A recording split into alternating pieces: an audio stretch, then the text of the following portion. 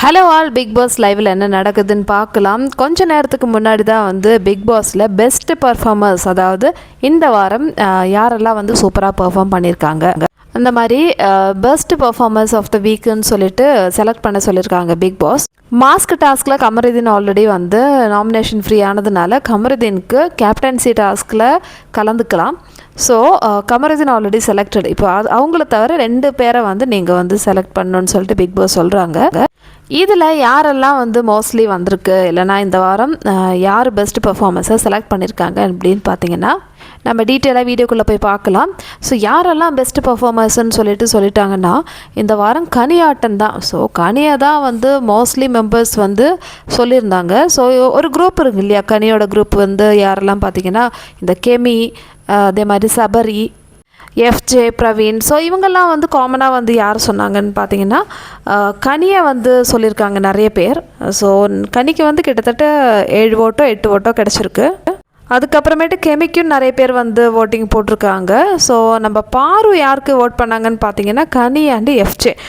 கனிக்கு வந்து ஓட் போடுற ரீசன் என்ன சொன்னாங்க பாருன்னு பார்த்தீங்கன்னா, நான் வந்து ஒரு அடம் பிடிச்ச குழந்தை, அதனால நான் எப்போவுமே சண்டை போட்டுகிட்டே இருப்பேன். ஆனால் என்னையும் வந்து புரிஞ்சுக்கிட்டு உனக்கு என்ன பிரச்சனைன்னு சொல்லிட்டு கேட்டுட்டு என்னோடய பிரச்சனையை வந்து தீர்த்து வச்சாங்க கனி.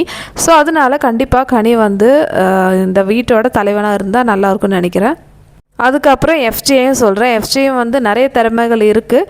ஸோ இந்த வீட்டோட தலைமையாக இருந்து எப்படி இருக்குன்னு பார்க்கலான்னு சொல்லிட்டு பாரு வந்து இவங்க 2 பேரை ஓட் பண்ணியிருக்காங்க.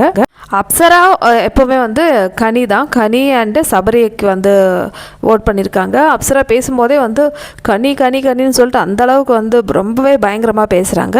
அடுத்தது கெமியும் அதே மாதிரி தானே, இதெல்லாம் ஒரே கேங் தானே, நம்மளுக்கு தெரிஞ்ச விஷயந்தான். கனியை தான் செலக்ட் பண்ணுவாங்க, கனி அண்டு சபரியை சொல்கிறாங்க. இந்த மாதிரி கனியோட அன்பு கேங்கெல்லாம் வந்து கனியையும் வந்து கெமியும் வந்து செலக்ட் பண்ணியிருக்காங்க. அதுக்கப்புறம் மற்ற ஓட்ஸ்லாம் பார்த்தீங்கன்னா மோஸ்ட்லி யாருக்கெல்லாம் வந்துன்னு பார்த்தீங்கன்னா விக்ரம் இருக்கு இல்லையா, விக்கல்ஸ், அவருக்கு வந்து ஓட்டிங் கிடச்சிருக்கு, அப்சராக்கு கிடச்சிருக்கு. ஸோ 3 பேரும் வந்து இப்போ செலக்ட் ஆகிட்டாங்க. கனி, விக்ரம், அதுக்கப்புறம் சபரி. ஆமாம், சபரி கூட நிறைய ஓட்டு இருக்குது. ஸோ இதில் வந்து இப்போது மெஜாரிட்டி பார்த்தீங்கன்னா கனிக்கு வந்து ஓட்டு மெஜாரிட்டி இருக்குது. அதனால அவங்க வந்து செகண்ட் கண்டஸ்டண்ட்டாக செலக்ட் ஆகிட்டாங்க.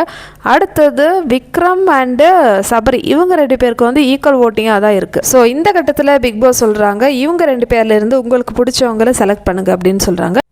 ஆனால் சபரி ஒரு படி முன்னாடியே போயிட்டு நீங்கள் வந்து விக்ரமை வந்து செலக்ட் பண்ணிக்கோங்க, விக்ரமுக்கு வந்து சான்ஸ் கொடுங்கன்னு சொல்கிறாங்க. விக்ரம் என்ன சொல்கிறாருன்னா, நம்ம 2 பேரும் வந்து பேசுவோம், இந்த வீட்டில் கேப்டன் ஆனால் நம்ம என்னெல்லாம் பண்ணுவோம்னு சொல்லிட்டு பேசுவோம்.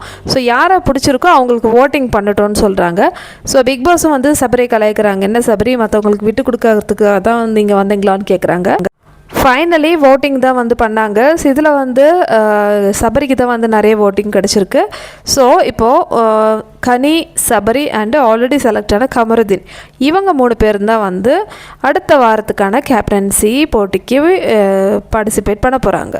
அதாவது இவங்க தான் வந்து பெஸ்ட் பர்ஃபார்மன்ஸ் ஆஃப் த வீக்குன்னு சொல்லிட்டாங்க. வீட்டுக்குள்ளே ஆல்ரெடி ஜெயில் நாமினேஷன் முடிஞ்சிருச்சு. அது என்னோட போன வீடியோவில் அப்டேட் பண்ணியிருக்கேன், தயவு செஞ்சு பாருங்கள். ஸோ இப்போ வந்து பெஸ்ட் பர்ஃபார்மன்ஸும் ஃபர்ஸ்ட் பர்ஃபார்மன்ஸும் செலக்ட் ஆகிடுச்சு.